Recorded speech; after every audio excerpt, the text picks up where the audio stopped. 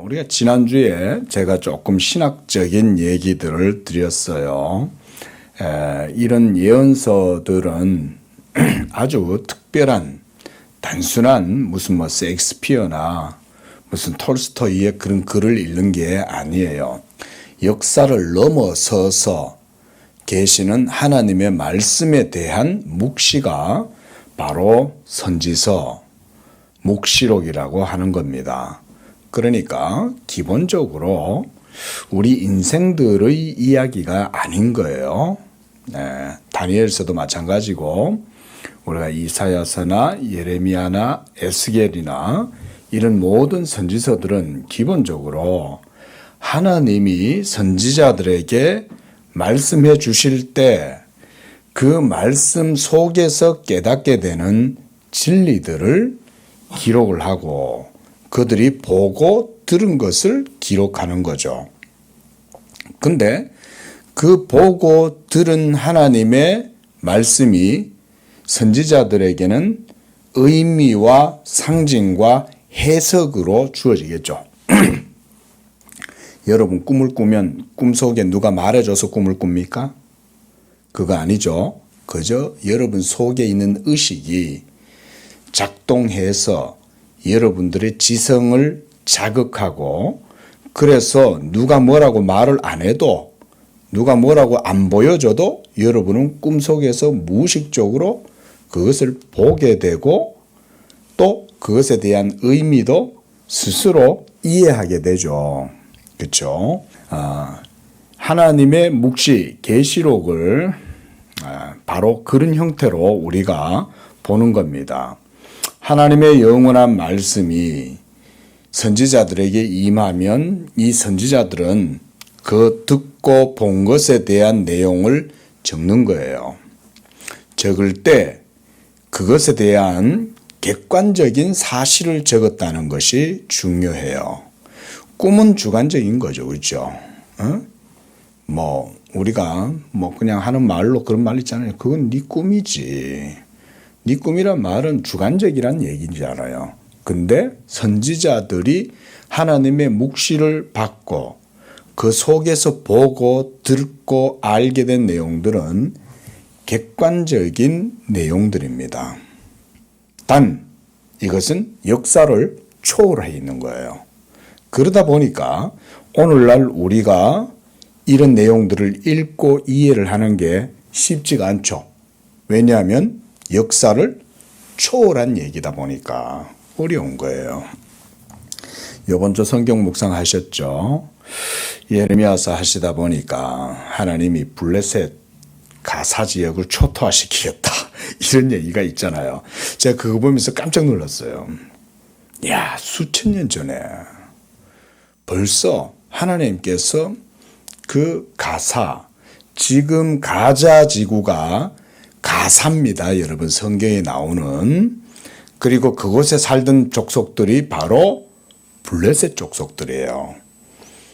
성경에 보면 우리가 사사기 이런 데도 보면 삼손이 가사로 내려가 가지고 이 블레셋을 쑥대밭을 만들잖아요. 네? 참 그걸 보면서 제가 이게 수천 년이 지났는데 저 가사가 여전히 하나님 앞에 하나님이 쑥대밭을 만드는 거죠. 제가 이스라엘 편드는 얘기 절대 아니에요. 이스라엘은 그렇게 따지면 하나님의 역사의 그저 도구일 뿐이죠.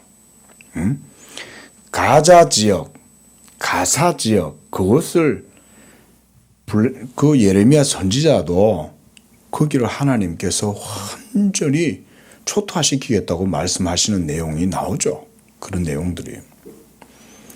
그러니까 영원하신 하나님이 한번 말씀하신 것은 영원한 의미를 가져요.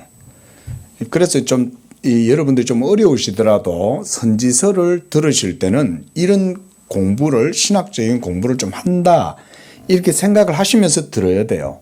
거기서 여기서 나한테 은혜로운 말씀이 뭐가 주어질까? 여러분 설교를 이렇게 들으면 절대 안 됩니다.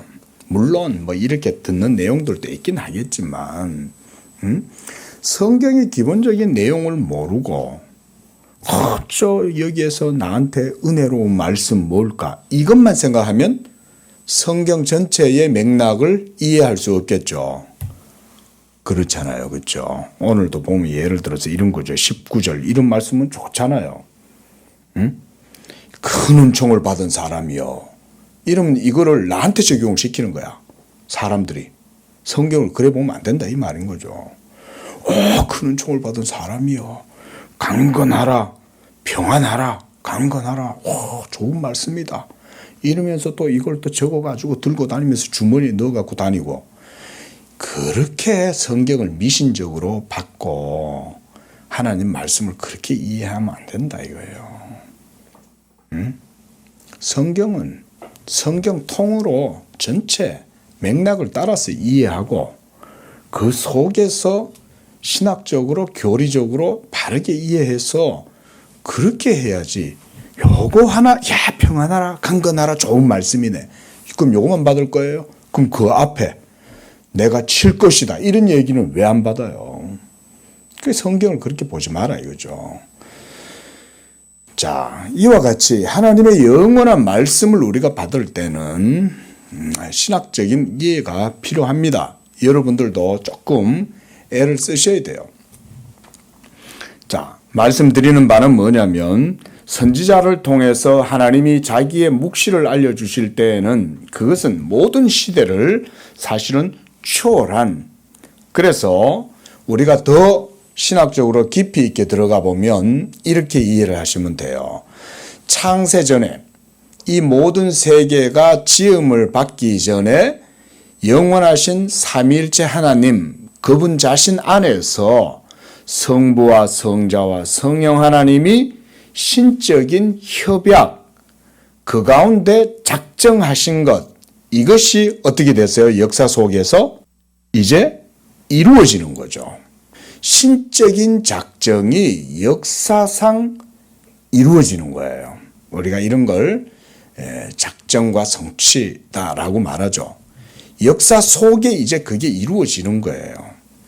오늘 본문에서 그걸 보여주는 것 하나가 뭐냐면 21절에 있어요. 21절에 먼저 한번 보겠습니다. 오직 내가 먼저 뭐라고 그랬어요? 진리의 글에 기록된 것으로 너에게 보여주겠다 그랬어요. 먼저 그랬어요. 자, 먼저 언제? 이미 삼위일체 하나님 안에 있는 영원 전에 저는 그것을 그렇게 봅니다. 그리고 진리의 글에 기록된 것이에요. 기록되었다 그랬어요. 자, 이게 뭘까요? 이 기록되었다는 게 성경책을 말하는 게 아닙니다. 물론 성경책에도 하나님의 진리의 말씀이고 그 속엔 진리가 있어요. 그런데 다니엘이 이 묵시를 받을 때에는 구약 성경밖에 없었죠. 그리고 아직 기록되지 않은 선지서들도 있죠. 그렇죠? 다니엘 선지자들 이후의 선지자들의 계시들은 기록되지 않았잖아요. 그래서 여기서 먼저 진리의 글에 기록된 것, 이건 뭐냐면 영원하신 하나님의 역사의 두루마리예요. 역사의 두루마리. 역사의 두루마리는요, 우리가 늘 비유로 드는 거 있죠. 우리가 멍석, 옛날에 시골에 멍석이 둘둘둘둘 말려 있어요. 아니면 우리가 두루마리 휴지도 괜찮아요. 자, 툭 던지고 마당에다 펼치면 어떻게 돼요? 두루룩 하면서 풀리죠. 한마디로 하나님의 창세전에 벌써 하나님 안에서 기록되어져 있는 그 생명책이 두루마리가 펼쳐져 가는 거예요. 역사는 그게 펼쳐져 나가는 과정이라고 보시면 돼요.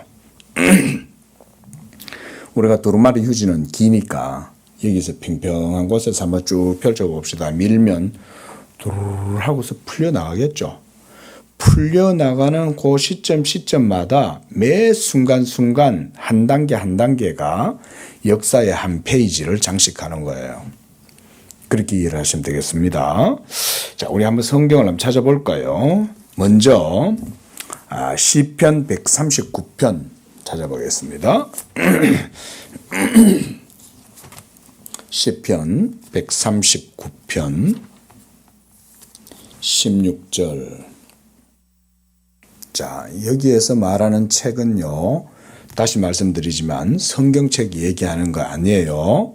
하나님 앞에 놓여져 있는 역사의 두루마리예요. 이게.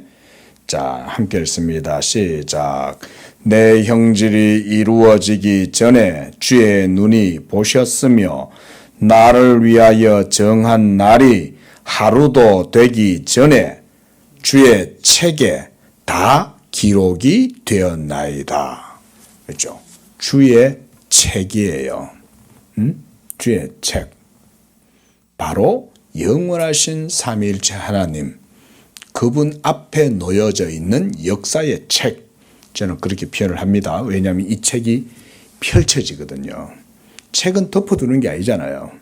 책이 펼쳐지면 그 속에 담겨져 있는 기록된 모든 의미가 나타나게 되겠죠. 문법적으로 서술되어져 있을 거 아니에요. 예? 그러면 그런 서술된 내용들이 쭉 문장들이 이제 읽혀지고 들려진다 이 말인 거죠. 그 다음 말라기, 구약의 제일 마지막에 있죠. 말라기서 3장 16절 시작. 그때에 여호와를 경외하는 자들이 피차에 말하매 여호와께서 그것을 분명히 들으시고 여호와를 경외하는 자와 그 이름을 존중히 여기는 자를 위하여 여호와 앞에 있는 기념책에 기록하였다. 여호와 앞에 있어요. 하나님 앞에 놓여져 있는 책이 있어요. 예? 자, 또 하나 봅시다. 이번엔 요한계시록. 계시록에는 아무래도 더 풍부하게 나타날 겁니다. 이런 내용들이. 자, 계시록 5장 먼저 가봅시다.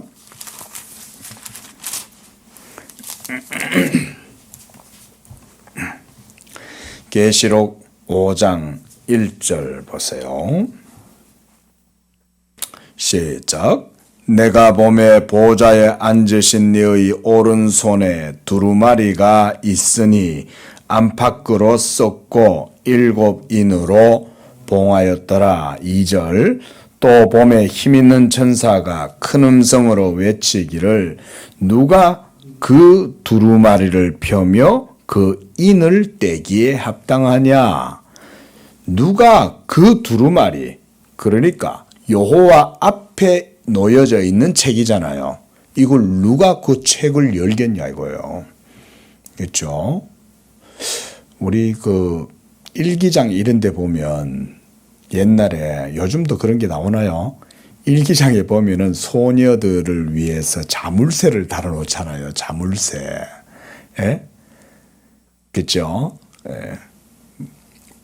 문구점에 가면 일기장 살 때 보니까 이렇게 자물쇠를 달아놨더라고요. 누가 보지 말라고 그랬겠죠. 근데 하나님의 책에도 딱 봉함이 되어 있는 거예요. 봉함. 인으로. 그래서 그 봉이 떼어질 때, 그 인이 떼어지면 이제 그 책이 펼쳐지게 되겠고 그 속에 있는 내용이 이제 드러나게 될 거 아니에요? 드러나게 된다는 의미는 종말론적인 의미를 가지는 거예요. 그게 드러나게 되면 좋은 일만 있는 게 아니에요. 그 책에 기록된 내용을 받기에 합당하지 못한 죄인들에게는 거기에서 들려지는 이야기가 어떤 내용이 되겠어요? 구원의 말씀 메시지가 되겠어요? 심판의 메시지가 되겠어요? 심판의 메시지가 되는 거예요. 이런 게 우리가 종말론이에요. 하나님의 책에 기록된 내용이 그 인이 떼어지고 책이 펼쳐지면 그것을 듣고 좋아할 사람도 있지만 그것을 듣고 두려워하고 떠는 사람들도 있어요. 하나님의 공의가 드러나잖아요. 그러면 하나님을 경외하고 하나님을 섬겼던 그런 사람들은 그 하나님의 말씀으로 인해서 즐거워하겠죠. 우리는 우리 어려운 힘든 가운데에서도 참고 인내하고 남이 나를 판단하고 무시해도 그 판단 앞에서 내가 겸손하게 오직 나를 아시는 분은 주님밖에 없다. 이러면서 자나깨나 주님만 위해서 주님만 의지하면서 살았다. 그랬더니 이제 그 손에 여호와의 책에 기록된 모든 내용이 이제 다 드러났네. 그런 사람들은 구원을 기뻐하겠죠. 근데 그 책이 펼쳐졌는데 거기에 기록된 내용들 중에 모두가 나를 정죄하는 말씀이면 그 사람은 저주를 받고 진노를 당하겠죠. 요한계시록에서 특히 이 두루마리가 많이 강조되는 이유가 그런 의미예요. 왜냐하면 두루마리의 끝이 이제 이루어지니까. 오늘 화장실에서 두루마리를 쓰면 제일 마지막에 뭐만 남아요? 그 휴지를 돌돌돌 말고 있던 딱 그것만 남잖아요. 맨 마지막에 되면 모든 것들이 다 종결되고 이루어지는 겁니다, 사실은. 그래서 3절에도 보면 하늘 위에나 땅 위에 땅 아래에 능히 그 두루마리를 펴거나 보거나 할 자가 없다.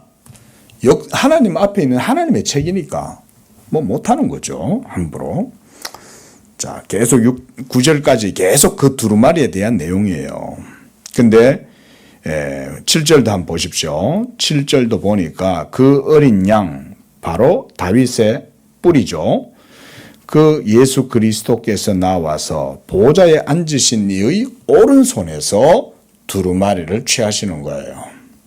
자, 여호와 앞에 있는 책인데 이번에는 보좌에 앉으신 그 하나님 아버지의 오른손에서 어린 양이 그 책을 취하시는 거죠. 자, 이쯤 되면 이제 다니엘서에서 나오는 이 책이 어떤 건지 이제 대략 여러분 감이 좀 오시죠? 바로 하나님이 다니엘에게 이 책을 보여주실 정도로 지금 다니엘은 하나님의 신적인 임재를 깊이 경험하고 있는 거예요. 역사를 초월한다는 건 이 목사가 설교단에서 그냥 이렇게 쉽게 말할 내용이 사실은 아니죠. 그렇죠? 아닙니까? 우리가 역사와 시간을 초월할 수 있습니까? 그저 목사니까 앞에서 하나님 말씀이랍시고 이렇게 역사 초월 제가 뭐 쉽게 얘기하는 것 같지만 사실은 역사를 초월한다는 말은 그게 그렇게 쉬운 말이 아니죠. 맞잖아요. 제가 뭐 이런 말 한다고 제가 뭐 초월을 할 수 있습니까? 그저 성경에서 이렇게 증거하니까 제가 그렇게 표현할 뿐인 거지. 예? 제가 뭐 물 한 모금 안 마시고 어떻게 살 수 있냐고요. 그럴 수가 없죠. 예. 하지만 다니엘이 이 하나님의 말씀의 임재를 경험하게 되었을 때 이제 우리가 15절로 이제 들어가 보는 거예요. 자, 뭐 좀 더 볼 내용들이 있어요. 두루마리에 대해서는. 근데 이 정도만 보겠습니다. 계시록에 이 뒤에 가면 10장에도 나오고요. 계속 이런 두루마리에 대한 내용들이 나와요. 10장에도 가면 맨날 이 두루마리 얘기해요. 그만큼 두루마리는 종말론적으로 굉장히 중요한 의미를 가진 거예요. 자, 이 두루마리가 언제부터 있었다? 언제부터 있었다? 두루마리가? 창세전부터 역사 넘어 있었다. 그리고 하나님 앞에 놓여있던 이 두루마리가 펼쳐지면 그게 역사에 드러나게 되고 그게 드러나게 되면 역사는 엄청난 위기와 진동을 경험하게 돼요. 엄청난. 우리가 우크라이나에 전쟁이 있을 줄 어떻게 알았어요? 그렇죠? 우크라이나 전쟁 못해. 요즘 누가 전쟁해? 이러고 푸틴이 그 새벽에 키우를 미사일을 때리기 전까지도 몰랐죠. 근데 두루마리가 탁 그 시점이 펼쳐지게 되니까 미사일이 날아가서 꽂는 거죠. 전 세계가 전율을 했죠. 예? 전쟁에 대한 트라우마가 잊혀져 갈 때가 되니까 하나님이 그냥 때려버리는 거죠. 전쟁이 일어날 거라 생각 안 했죠. 저도 그때는 막 덜덜덜 떨었어요. 진짜 무섭더라고요. 이야, 이게 진짜 거대한 전쟁이 일어났다. 아니, 안 일어날 줄 생각도 안 하고 있다가 설마 일어나겠어? 다들 그랬잖아요, 그때. 우리는 그렇게 살아가죠. 근데 두루마리가 탁 펼쳐지면 그 모든 것들은 하나님의 작정된 때를 따라서 성취되고 이루어집니다. 그렇죠? 이걸 우리가 모르죠. 오직 그런 일을 이루시고 행하시는 분은 하나님 그분 자신밖에 없어요. 물론 하나님이 그 두루마리에 기록된 내용대로 모든 일들을 하실지라도 기계적으로 하시는 건 아니죠. 기계적으로 하시는 건 아니기 때문에 뭔가 결정론적으로 우리가 보는 건 아니에요. 역사를. 하지만 매 순간순간 하나님의 선택과 결정, 자유로운 행동에 의해서 이루어지는 것이다. 우리는 이렇게 신학적으로 이해를 하는 거죠. 세계가 겸손하면 하나님이 어떻게 하시겠어요? 은총을 베풀어 주시겠죠. 그렇죠? 그러니까 평상시에 살아갈 때 넉넉하게 하나님 앞에서 흘러가는 강물에 떡을 던지고 욕심 없이 그저 베풀고 이러고 살아가면 하나님이 또 은총 베풀어 주시는 거죠. 자, 2절 15절 한번 다니엘서 10장 15절 한번 들어가 봅시다. 제가 지금 생명책을 얘기하면서 여러분들에게 종말론적 의미에 대해서 지금 설명을 해드린 거예요. 이런 식의 성경 속에 있는 의미들을 우리가 좀 이해를 해야 본문이 좀 더 이해가 돼요. 모르면 그냥 넘어가요, 결국. 오늘은 15절부터 21절까지네. 한번 읽는 거에서 의미를 찾으면 그냥 넘어가 버리죠. 자, 보세요. 다니엘이 이 영원한 말씀의 종말론적 역사를 지금 대하고 있다. 이게 하나님의 말씀을 지금 경험하고 있다. 이 말인 거예요. 하나님의 말씀을 경험한다는 건 죄로 말미암아 부패하고 타락한 그런 우리 죄인들에게는 굉장한 위기로 다가옵니다, 여러분. 우리는 죄인이기 때문에. 그래서 15절 그가 이런 말로 내게 이를 때에 라고 말했어요. 이런 말 앞서 봤던 내용들이죠. 그렇죠? 1절에서 14절까지의 말로 다니엘에게 말씀할 때 다니엘이 어떻게 했어요? 내가 얼굴을 땅에 향하고 말문이 막혔다. 그래서 그리스도의 음성을 듣는다는 건 어마어마한 겁니다. 우리가 지난주에도 봤듯이 그리스도의 음성은 폭포수 소리보다 비교할 수 없는 많은 물소리, 그죠? 많은 물소리다. 사람이 능히 들을 수 없는 큰 소리인 거예요. 그게 하나님의 말씀의 권능 아닐까요?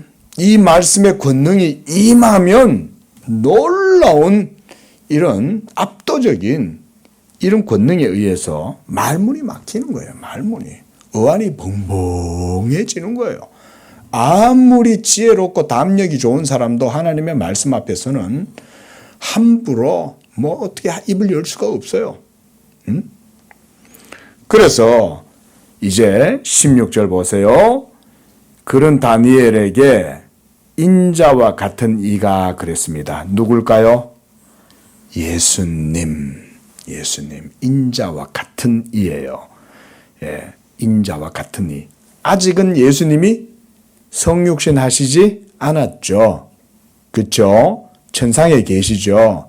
천상에 계신 그리스도가 자기의 백성들 가운데, 다니엘 가운데 자기의 형상을 드러내 보여주시는 거예요. 그러니까 얼마나 그분의 형상이 무서웠겠어요. 우리 다시 한번 보세요. 예수님, 우리가 10장 앞에 예수님의 형상에 대해서 얘기하고 있죠.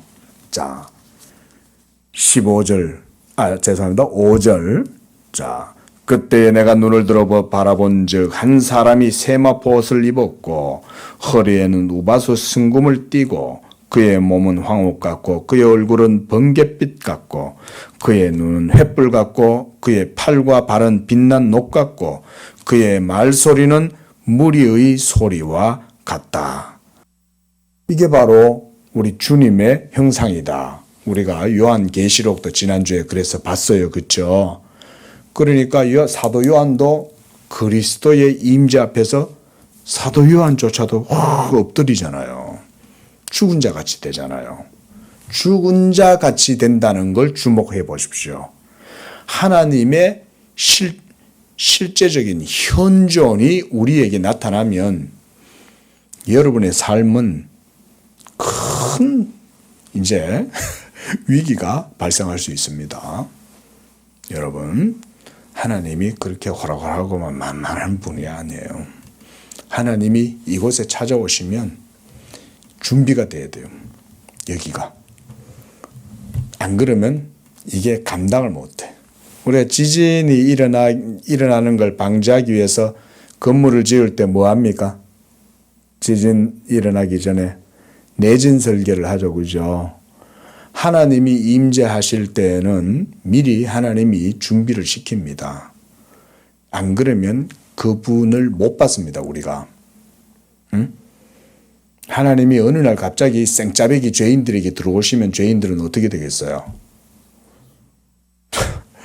예? 뜨거운 불이 갑자기 확 소멸하는 분이 죄인들 가운데 들어오면 어떻게 되냐고요? 죽죠. 우리가 출애굽기에서 지난주에도 그거 봤어요. 그렇죠? 하나님이 일부러 그들 가운데 안 들어가시는 거예요. 내가 너희들과 함께 하지 않겠다. 왜? 함께 했다가는 다 죽으니까. 그러니까 하나님이 다른 방편을 쓰는 거예요. 그래서 구약의 율법을 모형이나 상징이나 그림자나 이런 것들로 먼저 준비시키는 거예요. 어느 날 갑자기 성육신이 확 이루어져 버렸어요. 누구도 예수 안 믿습니다. 그렇죠? 구약에 수천 년의 역사가 있었기 때문에 예수님이 성육신 하시고 오시니까 그를 믿을 수 있게 된 거죠. 그가 바로 모세의 율법과 선지자들이 증거했던 오시리라고 한 그분이다. 이렇게 말해도 안 믿잖아요.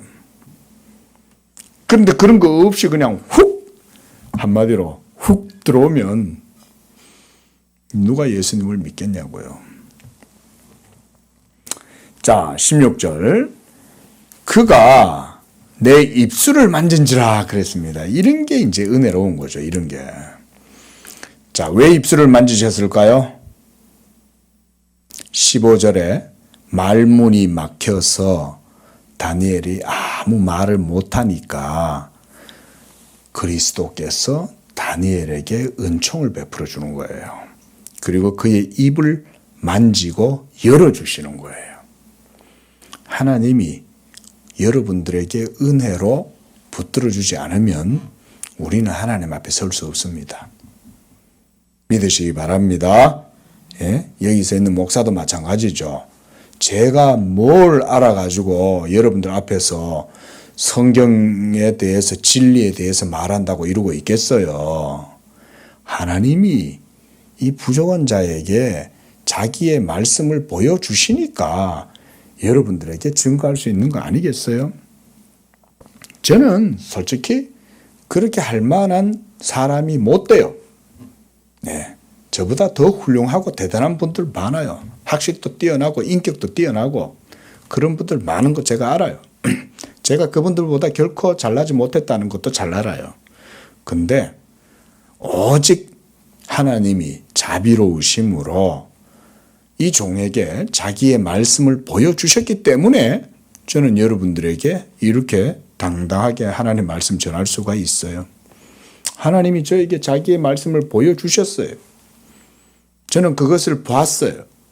그리고 들었어요. 그래서 저도 이렇게 여러분들에게 증거하는 거예요. 하나님이 저의 입술을 정결하게 하고 저를 온전하게 해주시지 않았으면 저도 이렇게 여러분들에게 하나님 말씀을 전하지 못할 겁니다. 하나님의 은혜가 이렇게 이루어지는 거예요. 그래서 다니엘이 16절에 내가 내 입을 열어 그랬어요. 이제서야 다니엘이 말을 할 수 있게 된 거예요. 그리고 내 앞에 서 있는 자들에게 말하여 이르되 내 주여 이 환상으로 말미암아 근심이 내게 더함으로 내가 힘이 없어졌나이다 그랬습니다. 하나님의 말씀을 경험한다는 건요, 우리들에게는요 쉬운 일이 결코 아니에요. 영원하신 말씀이 우리의 시공간 역사 속에 들어와서 그 파워, 임팩트가 우리에게 딱 미치게 되면 우리는요 죽은 자같이 돼요. 사도 바울이 부활하신 그리스도를 딱 만났을 때 어떻게 됐어요? 그냥 말을 타고 가다가 말에서 그대로 꼬꾸라져 떨어져 버리죠. 땅으로. 그러고는 그의 눈도 멀어버리고, 그렇죠? 예? 맹인이 돼버렸잖아요. 맹인이. 그래서 자 바로 이런 여기에서 이 환상으로 말미암아 근심이 내게 더했다 그랬는데, 이 근심을 우리가 원어적인 의미로 보면 내 영이 내 영혼이 고통하고 있다라고 하는 의미입니다. 이게 원어적 의미입니다. 영은 내 고통으로 이렇게 번역을 하는 거예요. 그러니까 고통이 이루어진 거예요. 고통이. 그것도 어떤 고통이냐면 극심한 극단적인 절망에 이르렀다, 이런 원어적 의미가 있습니다. 극단적인 절망이에요. 이런 걸 종말론적인 위기다, 신학자들은 그렇게 말하는 거예요. 하나님의 현존을 우리가 대한다고 생각해 보세요. 저는 무서웠던 기억이 어릴 적에 딱 뭐가 있냐면요, 지금도 안 잊혀져요. 사과밭에서 사과를 쓰리하러 들어간 동네 형을 위해서 주인이 오나 안 오나 망보고 있었던 저의 어린 시절. 그 강 옆에 아직도 위치까지도 기억이 나요. 동네 형이 강에서 놀고 있는 저를 딱 만나가지고는 야 따라와. 그러더니 너 여기서 망보고 있어. 이러더니 그 사과밭 안으로 들어가는 거예요. 그러고 사과를 따로 들어가는데 저보고 망을 보라는 거예요. 근데요, 그때 그 양심이 두려움이 임하는데 진짜 천지 만물에서부터 그 저를 향한 무서운 소리가 들리는 것 같은 거예요. 그게 아직도 안 잊혀져요. 지금 우리 그 어느보다 더 어릴 때인 거예요. 고를 때인데 너무너무 두려운 거예요. 너무너무 두려워. 아무도 보는 사람 없어요. 그러고 나서 그냥 뭐 훔친 사과 아마 나누어 같이 먹었겠죠. 그 이후에는 기억도 안 나요. 어떻게 됐는지. 하나님의 영원한 말씀이 우리들에게 반드시 나타나게 될 날이 올 겁니다. 지금 하나님도 두려워함이 없이 살아가는 이 모든 세상의 사람들, 언젠가는 그 하나님의 말씀 앞에 모두 서게 될 겁니다. 그때 여러분들은 두려워하는 사람이 될까요? 여러분들은 그 안에서도 평안하다, 안식과 위로를 얻는 사람이 될까요? 여러분들 스스로 믿음을 한번 점검해 보시기 바랍니다. 예. 저 공중의 구름이 일어나서, 우리 주님이 온 우주를 초월하는 말씀의 영광과 능력과 그 권세로 딱 나타나면 모두다 혼비백산하는 거예요. 혼비백산. 그 지금 다니엘이 그런 극단적인 절망의 상태 가운데 있는 겁니다. 그리고 17절도 보세요. 그의 의식, 내 몸에 힘이 없어졌고 호흡이 남지 아니하였다 그랬어요. 여러분, 지금 다니엘서에서 왜 이런 내용을 기록해 놓고 있을까요? 그 뭐 때문에 이걸 기록하고 있겠어요? 그냥 자기 경험했는 거 적어 놓고 있는 걸까요? 이 아까운 성경의 지면에 그런 얘기 하려고 하는 게 아니에요. 지금 제가 말씀드리고 있는 여호와의 말씀이 다니엘에게 임했고 그 말씀의 준엄함이 그리스도를 통해서 다니엘에게 임했다는 걸 지금 보여주고 있는 거예요. 다니엘처럼 경건한 하나님의 사람조차도 여호와의 말씀이 임하니까 그 말씀 앞에서 두렵고 떨릴 정도가 아니라 영혼이 아주 그냥 아이스크림 녹듯이 녹아버리는 거예요. 녹아버리니까 힘이 없어져가지고 아무것도 못하는 거예요.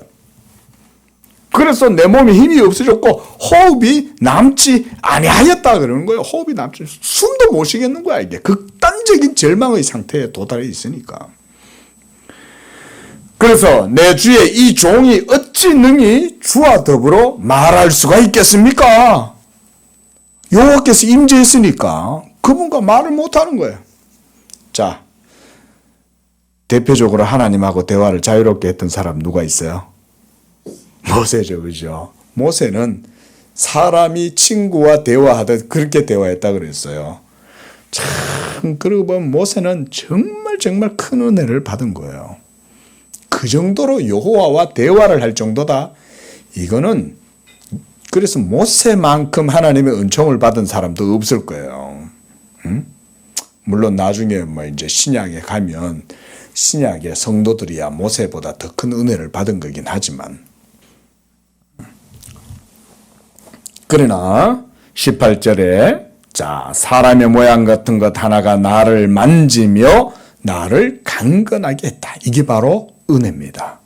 하나님이 만져주시고 강건하게 해주시는 거예요. 그리고 19절에 큰 은총을 받은 사람이요. 우리가 지난주에도 이 말씀 봤어요. 그렇죠? 다니엘은 하나님의 계시의 역사에 큰 은총을 입고 부르심을 받은 사람입니다. 여러분, 이 시대에도 저는 예수 믿는 여러분들이 바로 그런 분들이라고 봅니다. 제가 일부러 목회적으로 여러분한테 좋은 말을 하려고 이런 미사여구 쓰는 거 아니에요. 왜 그런지 아세요? 지금 이 지구에 80억의 인구가 있는데 예수 믿는 사람들 몇 명이겠어요? 1억 될까요? 진실하게 예수님을 믿고 구원받은 사람들 몇 명 될까요? 80억 중에 그렇게 많지 않을 겁니다. 근데 그런 사람들 가운데에 하나님이 자기의 말씀을 주시고 성령을 주셔서 믿음의 사람으로 부르셨다는 거, 이거는 큰 은총을 받은 거죠. 당시에 다니엘도 마찬가지였어요. 특별히 하나님의 계시의 말씀을 나타내기 위해서 선택받은 사람이 바로 이 다니엘이죠. 그래서 다니엘서에서 우리가 계속 다니엘의 특별한 삶을 우리가 보고 있는 거예요. 다니엘이 바벨론의 포로로 끌려와서 어릴 적부터 시작해서 하나님이 이 다니엘과 함께 하시잖아요.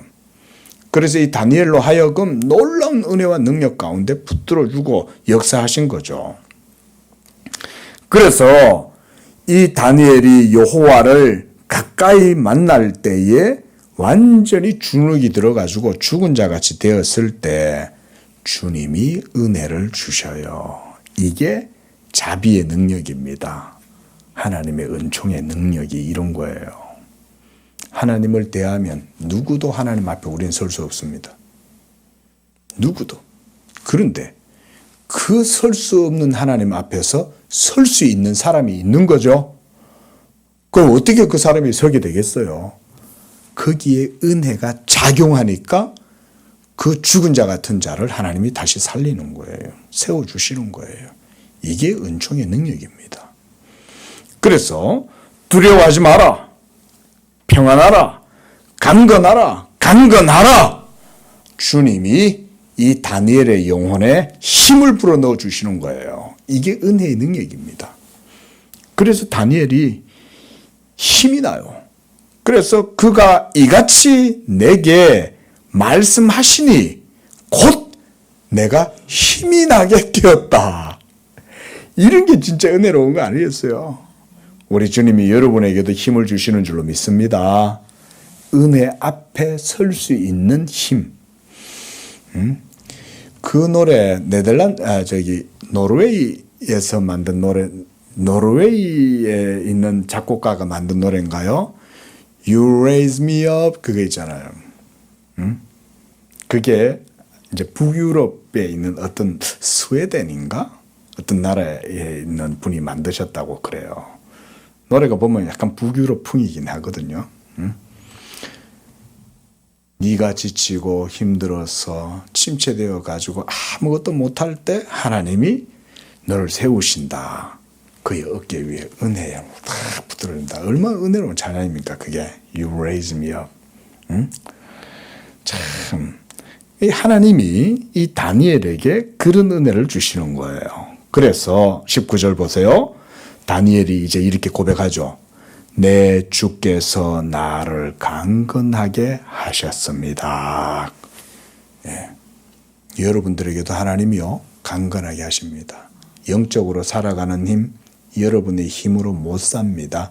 성령과 진리를 따라 사는 삶은 결코 육으로는 살 수 없어요. 여러분이 영으로 살아갈 수 있도록 하기 위해서 하나님이 여러분들을 짓누르시는 거예요. 그 짓눌러 놓고 난 다음에 여러분들이 고백하게 하고 하나님 찾게 만들어요.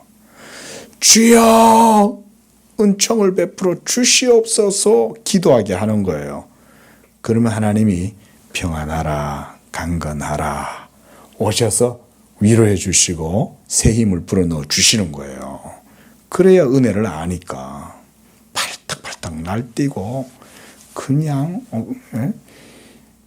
자기가 살아가지고 나대고 그러고 있으면 은혜를 못 배웁니다. 은혜를. 말씀 들어도 못 배우고 그게 자기 심령 속 깊숙이 박히지도 않아. 잠깐 박히는 것 같아. 은혜 받았어 은혜 받았어. 그러고 끝이야. 끝. 고백도 안 나와. 그냥 잠깐 말씀 들을 때 좀 깨달은 것 같으면 그게 마치 뭐 대단한 거 알았는 것처럼 생각드는 거지. 그런 사람들이 길가밭에 있는 씨에 떨어진 사람들이죠. 근데 하나님의 은혜를 진짜 아는 사람들은 그게 깊숙이 박히죠. 박혀가지고 그의 삶 속에 고백이 되게 해서 열매까지 맺게 하는 거예요. 그런 게 하나님의 은혜입니다. 은혜 받는 거. 영적인 삶이라는 게 그렇게 호락호락한 게 아니에요. 그저 여러분이 인생 살듯이 지금 살아오던 방식대로 그냥 그렇게 살면 그냥 그게 막 은혜대로 은혜 가운데 뭐 사는 거지 그런 거 없어요. 진리로 하나님 앞에서 경험하고 그분의 임재를 경험하고 그 말씀의 직접성을 직접 경험을 한 가운데 내가 깨지고 그 가운데 은혜가 능력을 발휘하고 그런 가운데 고백이 나타나게 되고 하나님께 영광이 되고 은혜에 감사가 있고 이렇게 되는 거예요. 그런 게 은혜 받는 거예요. 그래서 이제 20절에서 21절 내가 어찌하여 너에게 왔는지 네가 아느냐. 이제 내가 돌아가서 바사 군주와 싸우려니와 내가 나간 후에는 헬라 군주가 이럴 것이라. 저는 이것을 하나님이 역사의 한 페이지를 이제 다음 장으로 넘긴다라는 의미로 저는 해석을 하고 싶습니다. 이제 내가 나간 후에는 그랬잖아요. 지금까지는 하나님이 누구와 함께 계셨어요? 바벨론의 포로가 된 이스라엘 백성과 다니엘과 함께 하고 있었죠. 그렇죠? 이제 다니엘이 늙음하게 돼가지고 고레스가 이제 왕이 되었을 때는 이스라엘 백성들이 다시 이제 고국으로 돌아가죠. 그래서 1차, 2차, 3차 기한이 이루어지게 되고 또 이제 페르시아에 잔류해가지고 있었던 사람들도 있었죠. 그런데 이제 다음 역사가 전개되어져야 할 때가 된 거예요. 그래서 내가 돌아가서 바사 군주와 싸우고 그 다음에는 헬라의 군주가 이르게 될 것이다. 지금은 페르시아와 함께 하나님께서 이스라엘 백성들을 지키시고 보호하지만 이 이후에는 이제 헬라 군주, 우리가 다 잘 알듯이 바로 마케도니아의 대왕 알렉산더가 이제 오게 되겠죠. 이러면 페르시아는 넘어지는 거예요. 넘어지고 그렇게 되겠죠.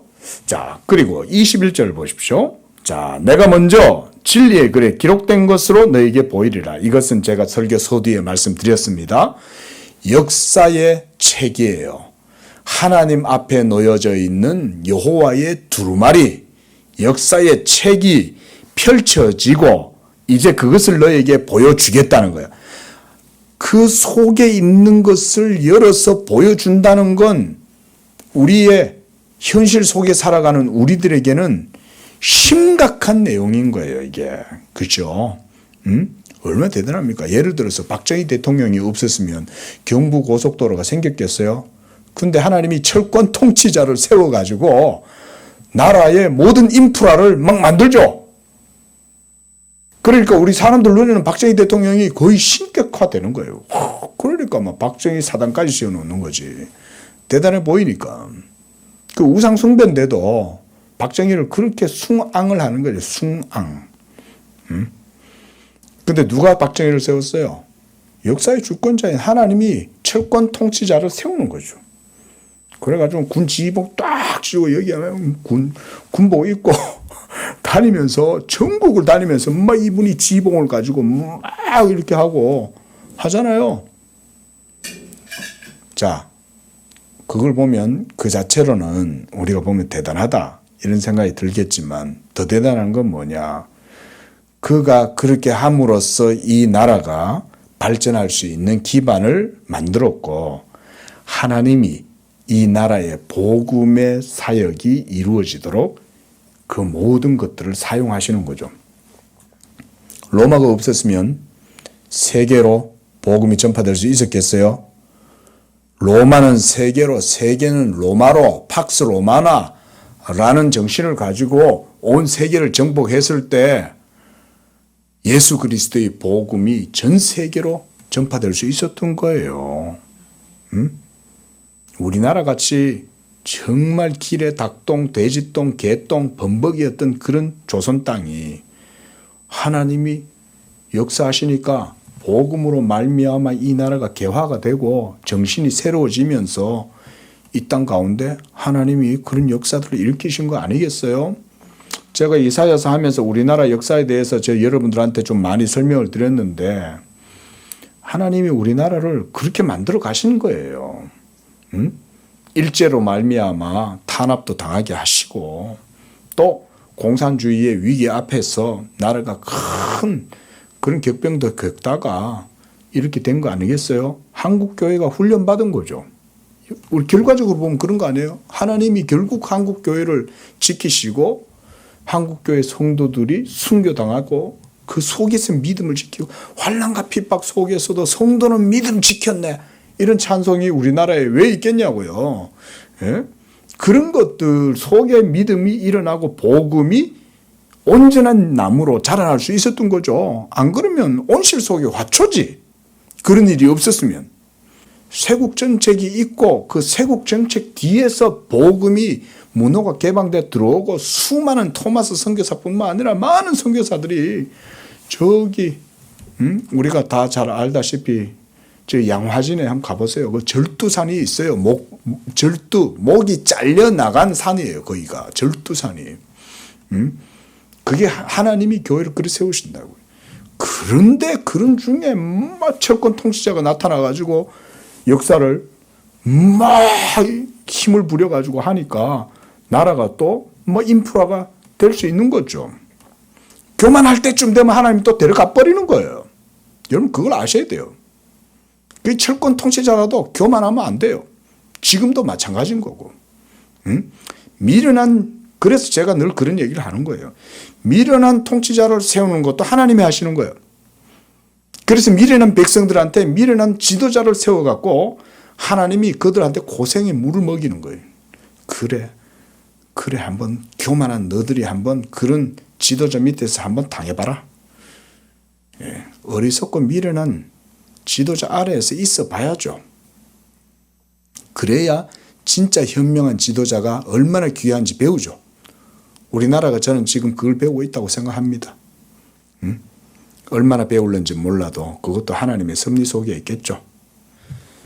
자, 바로 그런 얘기예요. 그 진리의 글이 펼쳐진다는 건 우리에게 이런 역사적 사실과 의미가 우리에게는 드러나게 되는 겁니다. 제가 오늘 본문에서는 주로 이걸 많이 강조를 했어요. 그리고 나를 도와서 그들을 대항할 자는 너희의 군주 미가엘 뿐이다. 저는 이것도요, 그렇게 봐요. 하나님이 역사한다는 거예요. 미가엘은 하나님의 명령을 받아서 수행하는 일종의 군대 장관 같은 사람입니다. 비서실장, 경호실장은 여기에 권총을 차고 다니잖아요. 그렇죠? 근데 가브리엘은 권총 안 갖고 있습니다. 가브리엘 천사는 뭐 하는 일을 하냐면 하나님의 기쁜 소식을 전하는 천사가 가브리엘입니다. 그래서 신약 성경에도 보면 가브리엘의 모든 사역이 묘사가 되는 곳에는 하나님의 말씀을 전하는 것에 포커스가 맞춰져 있습니다. 가브리엘은. 근데 미가엘이 등장하는 곳은 항상 전쟁이 있어요.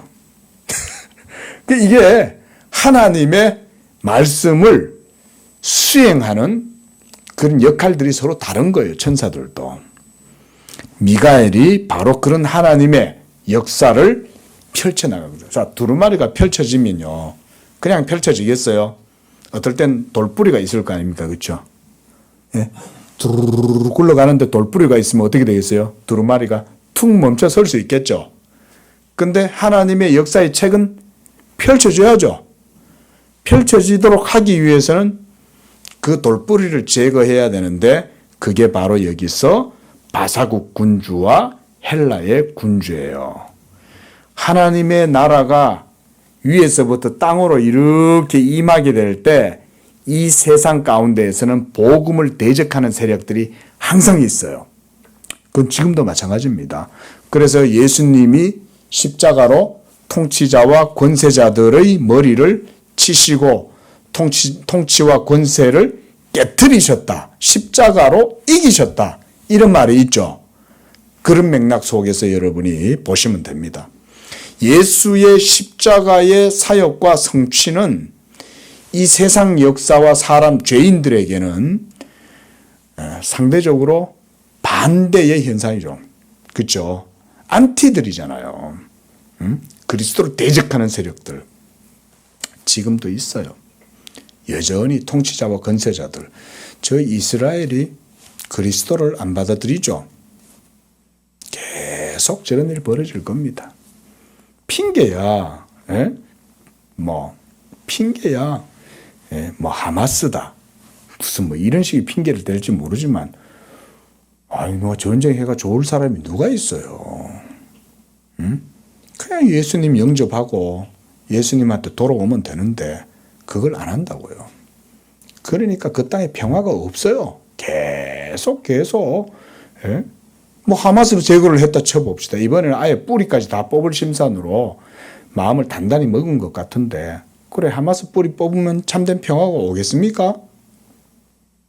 하마스 뿌리 다 뽑으면 전 세계가 이스라엘을 미워하게 될 겁니다.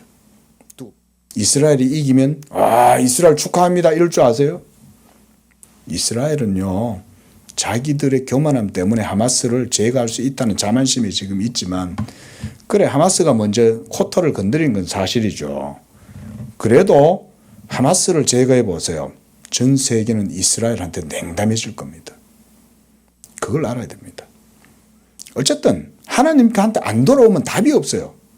그리스도에게 돌아와야 되는데 안 돌아오니까 계속해서 행하는 일들마다 악은 악을 낳을 뿐이에요. 자, 오늘 역사의 책에 대한 말씀들을 좀 봤습니다. 기도하겠습니다. 자비로우신 주 하나님, 지금도 하나님은 일하시고 지금도 창세전에 기록된 그 두루마리, 그 책을 펼쳐서 모든 역사의 페이지가 지금도 계속해서 펼쳐지고 이루어지는 줄로 믿습니다.